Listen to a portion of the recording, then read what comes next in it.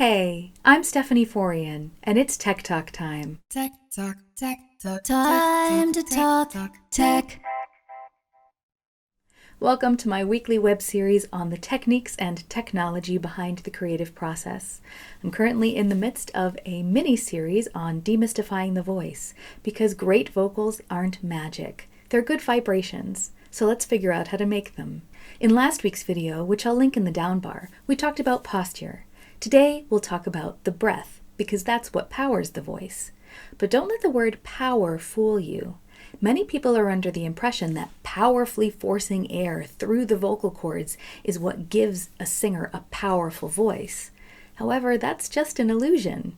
To demonstrate this, I'm going to digress a little bit and talk about shower curtains. Have you ever been taking a shower and felt like your shower curtain was stalking you? Like as soon as you turned the water on, the shower curtain was just magnetically drawn right into the shower, right where you're standing? I call this phenomenon annoying, but a physics teacher might call it the Bernoulli effect.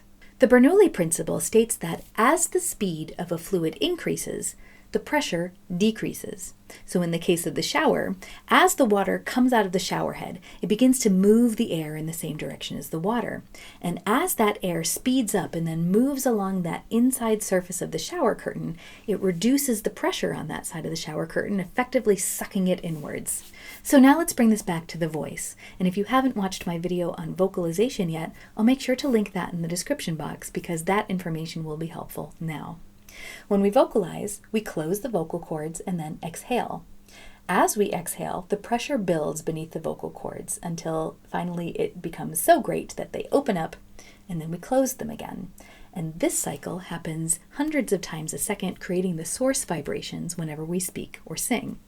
But we're not simply using the muscles to close the glottis, which is what we call the space between the vocal cords.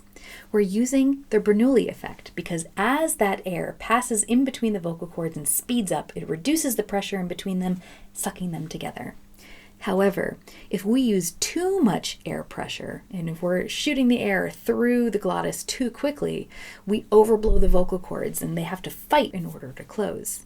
However, if we can moderate that exhale and send less air through the glottis at once, the system becomes much more efficient because as the air pressure builds up, it opens up the glottis. However, there's just enough air moving through there quickly to reduce the pressure, sucking them back together again.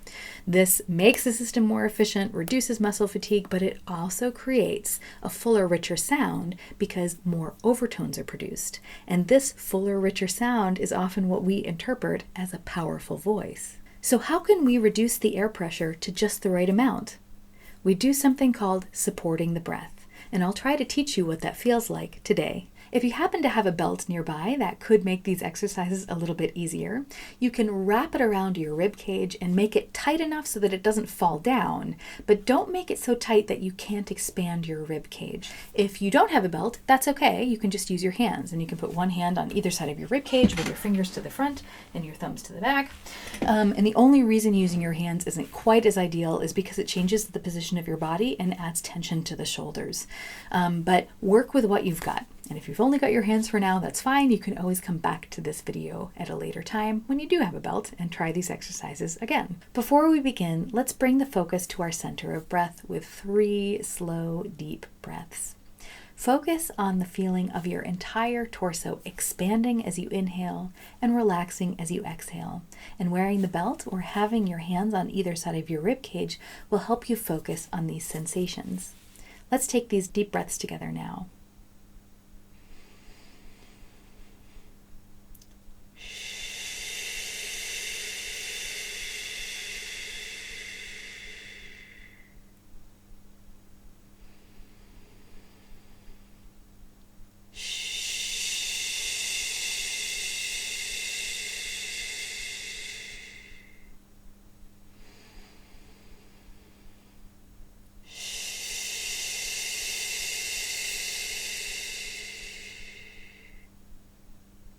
Now that we've woken up our center of breath a bit, I'd like to take another deep breath. But this time, I'd like us to pause between the inhale and the exhale. When you take this breath, I'd like you to imagine that you're taking it because you're about to dive underwater. So you're going to need to hold your breath. And as you hold your breath, I'd like you to see if you can figure out how you hold your breath. What physical mechanism are you using to keep the air from escaping?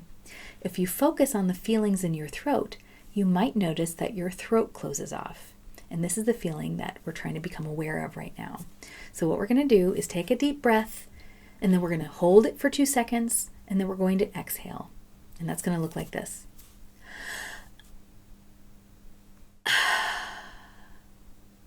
One more time.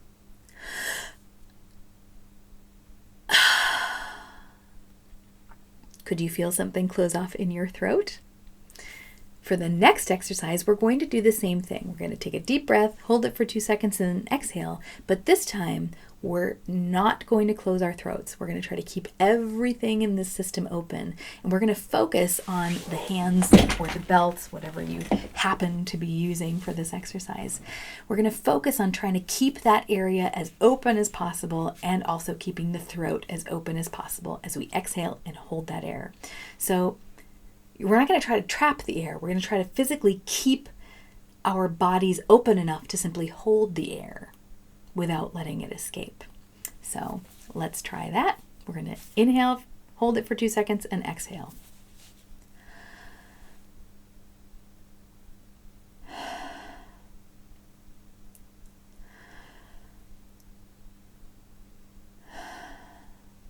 Were you able to keep that air from escaping simply by keeping your rib cage and your torso open? Because if you were able to do that, then you used your breath support muscles. Discovering these muscles is just the first step. Learning how to control them and use them in different contexts can be a little bit tricky, but practice really does make perfect. And if you train these muscles, you will be able to gain the coordination you need to use them for whatever purpose you'd like. If you have any questions about what I talked about today, feel free to ask me in the comments. And if you liked this video or found it interesting, make sure you give it a thumbs up to let me know. And also, it helps my channel grow. And as always, thank you so much for choosing to spend some of your time with me today. I hope you have a wonderful week and that I'll see you again soon for some more Tech Talk time.